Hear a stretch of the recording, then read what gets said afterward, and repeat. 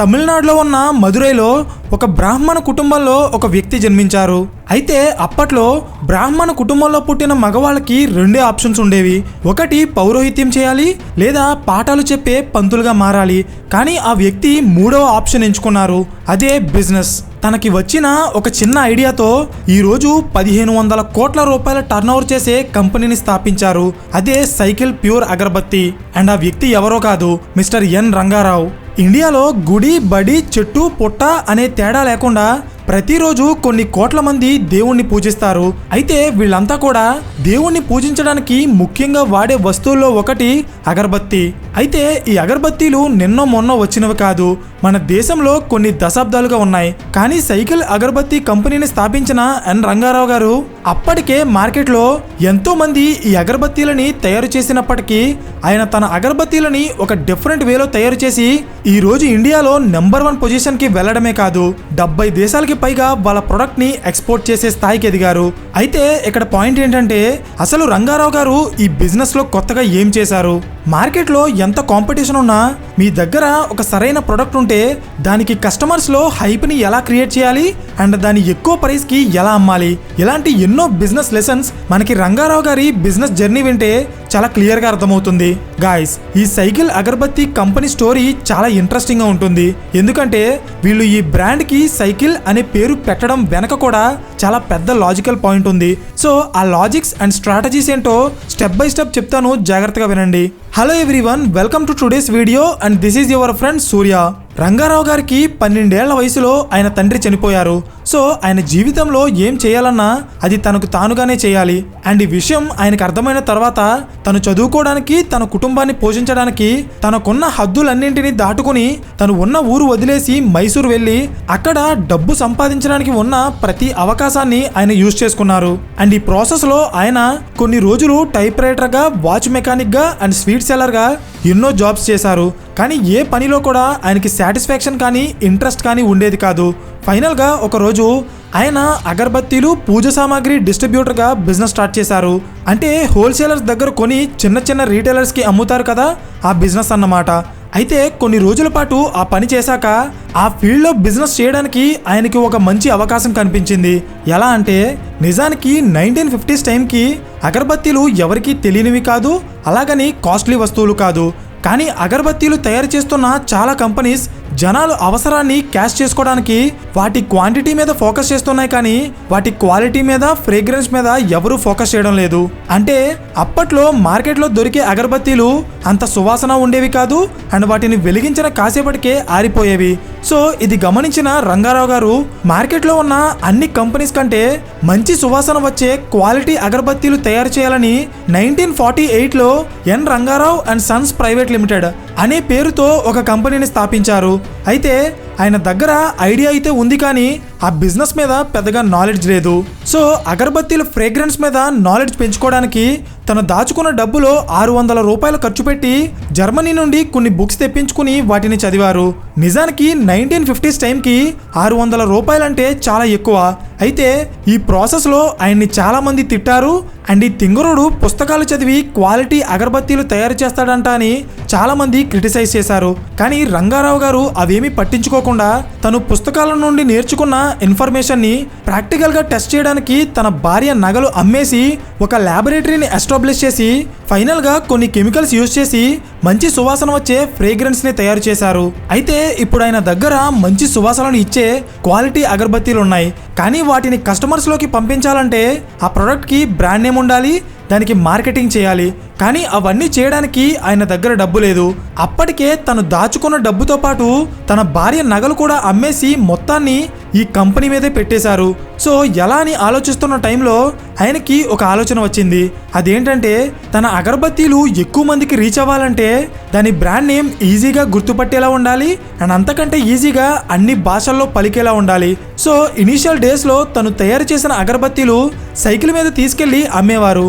నిజానికి సైకిల్ అనేది దేశవ్యాప్తంగా అందరికీ తెలిసిన వస్తువు అండ్ అన్ని భాషల్లో ఒకేలా పిలిచే పేరు.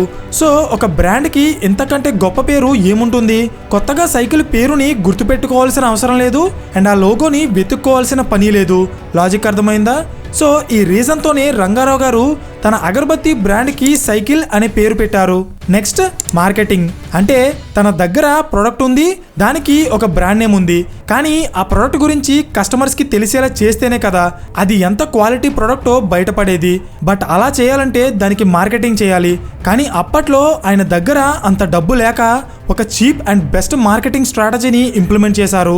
ఎలా అంటే తను తయారు చేసిన అగరబత్తీలను తీసుకెళ్లి మార్కెట్లో అగరబత్తీలు పూజ సామాగ్రి అమ్మే షాప్స్కి వెళ్ళి ఆ షాప్స్లో వీటిని వెలిగించి వెళ్ళిపోయేవారు.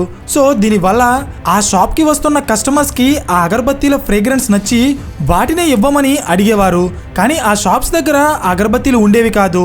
రంగారావు గారు జస్ట్ శాంపిల్ కోసం మాత్రమే వాటిని షాప్స్ ముందు వెలిగించి వెళ్ళిపోయేవారు. సో ఇలా కొన్ని రోజుల పాటు కంటిన్యూస్గా కస్టమర్స్ ఎక్కువగా వచ్చే షాప్స్ దగ్గర ఆయన తన అగరబత్తీలు వెలిగించడం వల్ల వాటికి కస్టమర్స్ నుండి మంచి డిమాండ్ వచ్చి షాప్ ఓనర్స్ అంతా ఆ అగరబత్తీలు తమకి అమ్మమని రంగారావు గారిని అడిగేవారు. కానీ రంగారావు గారు వాటిని ఇమ్మీడియట్గా అమ్మకుండా వాటికి మార్కెట్లో మంచి హైప్ వచ్చాక అప్పుడు అమ్మడం స్టార్ట్ చేశారు. సో దీని వెనుకున్న లాజిక్ ఏంటంటే మార్కెట్లో డిమాండ్ పెరగడం వల్ల రంగారావు గారు సైకిల్ అగరబత్తీలని నార్మల్ ప్రైస్ కంటే 3 రెట్లు ఎక్కువ ధరకి అమ్మేవారు. దీనివల్ల కస్టమర్స్కి ఆ ప్రొడక్ట్ యొక్క క్వాలిటీతో పాటు మార్కెట్లో ఉన్న వేరే కంపెనీస్ అగరబత్తీలకి సైకిల్ అగరబత్తీలకి మధ్య ఉన్న తేడా ఏంటో క్లియర్గా తెలుస్తుంది. సో ఇలా మార్కెట్లో ఉన్న అన్ని కంపెనీస్ అగరబత్తీల కంటే సైకిల్ అగరబత్తీల ఫ్రాగ్రెన్స్ అండ్ క్వాలిటీ బెటర్గా ఉండటం వల్ల ఈ కంపెనీకి విపరీతంగా సేల్స్ జరిగేవి. సో ఈ ప్రాసెస్లో రంగారావు గారు ఫ్యూచర్లో ఈ కంపెనీని హ్యాండిల్ చేయాలంటే కంపెనీని తన తర్వాత నడిపే వాళ్ళకి కూడా అగరబత్తి అండ్ వాటి ఫ్రేగ్రెన్స్ మీద నాలెడ్జ్ ఉండాలని చెప్పి తన కొడుకుల్లో ఒకరైన మూర్తి గారిని ఫ్రేగ్రెన్స్ గురించి ఇంకా డెప్త్గా చదువుకోవడానికి ఫ్రాన్స్ పంపించారు. అయితే మూర్తి గారు చదువుకోవడానికి ఫ్రాన్స్ వెళ్ళి తిరిగి వచ్చే టైంకి ఇండియాలో సైకిల్ కంపెనీ సిచ్యువేషన్ అంతా మారిపోయింది. ఏమైంది అనుకుంటున్నారా? చెప్తా చూడండి. జనరల్గా బిజినెస్లో జరిగే ఒక ఇంట్రెస్టింగ్ థింగ్ ఏంటంటే ఏదైనా ఒక కంపెనీ ఒక కొత్త ప్రోడక్ట్తో మార్కెట్లోకి వచ్చినప్పుడు ఒకవేళ ఆ ప్రోడక్ట్ జనాలకి నచ్చి దాన్ని ఎక్కువగా కొంటున్నారంటే ఆ డిమాండ్ని క్యాష్ చేసుకోవడానికి చాలా కంపెనీస్ సేమ్ అలాంటి ప్రోడక్ట్స్ని మార్కెట్లోకి లాంచ్ చేసి ఫస్ట్ వచ్చిన కంపెనీకి కాంపిటీషన్గా నిలబడతాయి. ఇది కేవలం పెద్ద పెద్ద కంపెనీస్లో మాత్రమే కాదు, ఈవెన్ మీ ఊళ్ళో ఉండే చిన్న చిన్న వ్యాపారాల మధ్య కూడా ఈ కాంపిటీషన్ ఉంటుంది. సో ఇది ఎందుకు చెప్తున్నానంటే రంగారావు గారు ఎంతో కష్టపడి సైకిల్ అగరబత్తీలు తయారు చేసి దాన్ని మార్కెట్లో సక్సెస్ చేస్తే చాలా కంపెనీస్ సేమ్ అలాంటి ప్రొడక్ట్స్నే తయారు చేసి అమ్మడం స్టార్ట్ చేశాయి. సో దీనివల్ల సైకిల్ కంపెనీ తయారు చేసే అగరబత్తి సేల్స్ తగ్గిపోయాయి. ఫైనల్గా మూర్తి గారు ఫ్రాన్స్ నుండి ఇండియా తిరిగి వచ్చిన తర్వాత సైకిల్ కంపెనీ సేల్స్ తగ్గిపోవడానికి కారణాలేంటో తెలుసుకోవాలని ఆయన ఎంతోమంది డిస్ట్రిబ్యూటర్స్ అండ్ రీటైలర్స్తో మాట్లాడారు. కానీ వాళ్ళ దగ్గర నుండి ఆయనకి ఒక ప్రాపర్ రీజన్ దొరకలేదు. సో ఒక టీంని పెట్టుకుని డైరెక్ట్గా కస్టమర్స్లోకి పంపించి సర్వే చేయించారు. అందులో వాళ్ళకి తెలిసిన విషయం ఏంటంటే సైకిల్ బ్రాండ్ అగరబత్తీలు క్వాలిటీ పరంగా బాగున్నాయి, కానీ ఎక్కువ రోజులు ఒకే ఫ్రేగ్రెన్స్ ఉండటం వల్ల కస్టమర్స్కి అది బోర్ కొట్టి వేరే బ్రాండ్స్ వాడుతున్నారు. సో ఈ ప్రాబ్లమ్ని సాల్వ్ చేస్తూ మూర్తి గారు ఒక జీనియస్ ప్రోడక్ట్ని లాంచ్ చేశారు. అదే సైకిల్ 3-in-1 అగరబత్తి. అంటే 3 రకాల ఫ్రాగ్రెన్స్ ఇచ్చే అగరబత్తీలు ఒకే ప్యాకెట్లో వస్తాయన్నమాట. సో దీనివల్ల ఒకవైపు కస్టమర్ ప్రాబ్లం సాల్వ్ అవుతుంది, మరోవైపు ఒకే ప్యాకెట్లో 3 ఫ్రేగ్రెన్స్లు ఉండటం వల్ల కొత్త కస్టమర్స్ కూడా వేరే బ్రాండ్ని కాకుండా సైకిల్ బ్రాండ్నే కొనడానికి ఇష్టపడతారు.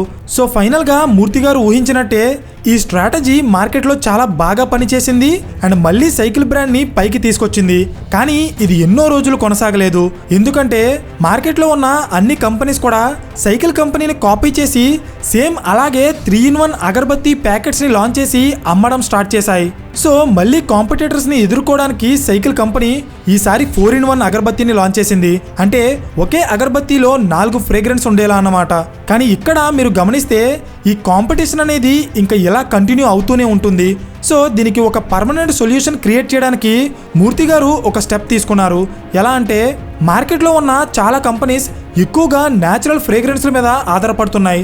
సో తన కాంపిటేటర్స్ని ఎదుర్కొని మార్కెట్లో స్ట్రాంగ్గా నిలబడటానికి సైకిల్ కంపెనీ న్యాచురల్గా ప్రకృతిలో దొరికే జాస్మిన్ అండ్ రోజ్ లాంటి ఫ్రేగ్రెన్స్లు కాకుండా ఆర్టిఫిషియల్గా కొన్ని అట్రాక్టివ్ ఫ్రేగ్రెన్స్లు క్రియేట్ చేసి వాటితో అగరబత్తీలు తయారు చేయడం స్టార్ట్ చేశారు. అయితే దీని వెనకున్న రీజన్ ఏంటంటే బేసిక్గా జాస్మిన్ అండ్ రోజ్ లాంటి ఫ్రేగ్రెన్సెస్ నేచర్లో డైరెక్ట్గా దొరుకుతాయి కాబట్టి వాటితో అగరబత్తీలు తయారు చేయడం చాలా ఈజీ, అది ఎవరైనా చేయగలుగుతారు. కానీ డిఫరెన్స్ ఎలా వస్తుందంటే ఆర్టిఫిషియల్గా ఒక ఫ్రేగ్రెన్స్ని క్రియేట్ చేయాలంటే దానికి కెమికల్ ఫార్ములా తెలిసి ఉండాలి. సో సైకిల్ కంపెనీ ఎక్కడే ఒక మెట్టు పైకి ఎక్కి రోజ్ అండ్ జాస్మిన్ లాంటి న్యాచురల్ ఫ్రేగ్రెన్స్లు కాకుండా woods, heritage, Lia, flute and rhythm లాంటి ఎన్నో ఆర్టిఫిషియల్ ఫ్రేగ్రెన్స్లు క్రియేట్ చేసి వాటితో అగరబత్తీలు తయారు చేసింది. అయితే ఈ అగరబత్తీలు తయారు చేయడం వెనక సైకిల్ కంపెనీ దాదాపు 300కి పైగా ఇంగ్రీడియంట్స్ వాడటం వల్ల వేరే కంపెనీస్ ఈ ఫార్ములాని డీకోడ్ చేసి సేమ్ ఎలాంటి అగరబత్తీలే తయారు చేయాలంటే అది చాలా కష్టం. లాజిక్ అర్థమైందా? సో ఇనీషియల్ డేస్లో ఈ కంపెనీ దగ్గర పెద్దగా డబ్బులు లేక వీళ్ళు మార్కెటింగ్ మీద ఫోకస్ చేయలేదు. కానీ స్లోగా ఈ కంపెనీ సేల్స్ పెరిగి ఆదాయం పెరిగాక సైకిల్ కంపెనీ కొన్ని రికార్డ్స్ని క్రియేట్ చేసే స్థాయిలో వాళ్ళ ప్రొడక్ట్స్కి మార్కెటింగ్ చేసింది. ఎలా అంటే అప్పటి వరకు అగరబత్తి అంటే కేవలం ఒక పూజా సామాగ్రిగా భావించే జనాలకి అగరబత్తిని ఒక లైఫ్ స్టైల్ ప్రొడక్ట్గా మార్చి అమితాబ్ బచ్చన్ లాంటి సెలబ్రిటీతో ఫస్ట్ టైం టీవీలో యాడ్స్ వేసిన కంపెనీ ఈ సైకిల్ బ్రాండే. అంతేకాదు సైకిల్ కంపెనీ ఎప్పుడూ కూడా వాళ్ళ ప్రోడక్ట్కి ఎమోషనల్ మార్కెటింగ్ చేస్తుంది. అంటే నార్మల్గా వాళ్ళ ప్రోడక్ట్లో ఉండే స్పెషాలిటీని చెప్పేలా కాకుండా ప్రార్థన అనే పదానికి సైకిల్ అగరబత్తిని ఒక సిననిమ్గా మార్చాలనుకుంది. అంటే మనం ప్రేయర్ చేసిన ప్రతిసారి మనకి సైకిల్ అగరబత్తే గుర్తొచ్చేలా అన్నమాట. దీనికోసం వాళ్ళు ఇంప్లిమెంట్ చేసిన స్ట్రాటజీయే ఎమోషనల్ మార్కెటింగ్. ఎలాగో చెప్తా చూడండి. జనరల్గా ఇండియా పాకిస్తాన్ లాంటి ఒక ఎమోషనల్ మ్యాచ్ జరిగినప్పుడు ఒక్కోసారి బ్యాట్స్మెన్ అవుటా కాదా అనేది థర్డ్ ఎంపైర్ డెసిషన్కి వెళ్తుంది.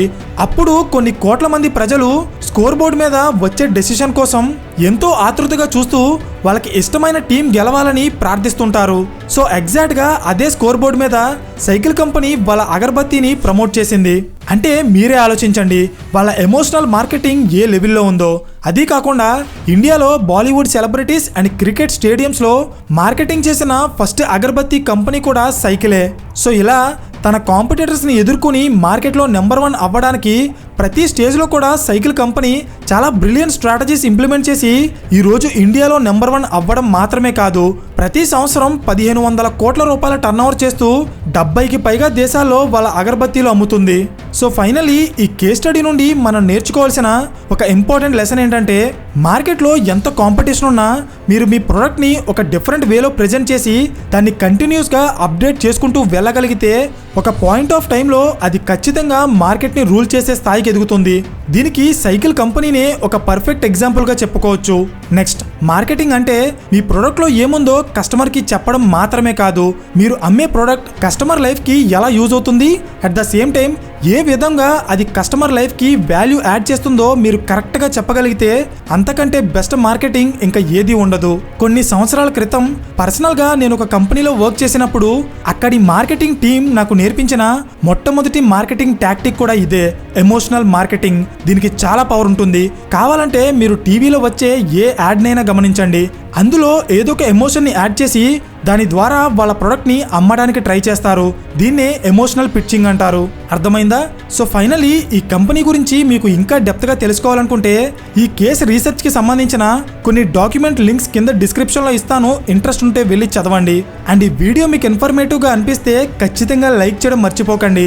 అండ్ ఇలాంటి బిజినెస్ కేస్ స్టడీస్ ఇష్టపడే మీ ఫ్రెండ్స్ అండ్ ఫ్యామిలీ గ్రూప్స్కి ఈ వీడియో షేర్ చేసి ఇంకా మీరు మన ఛానల్ని సబ్స్క్రైబ్ చేయకపోతే ఇప్పుడే సబ్స్క్రైబ్ చేయండి. పక్కనే ఉన్న గంట సింబల్ ఆన్ చేస్తే మేము వీడియో అప్లోడ్ చేసిన వెంటనే మీకు ఇమీడియట్ నోటిఫికేషన్ వస్తుంది. So thank you for watching and I will see you in the next video. Till then this is your friend Surya signing of.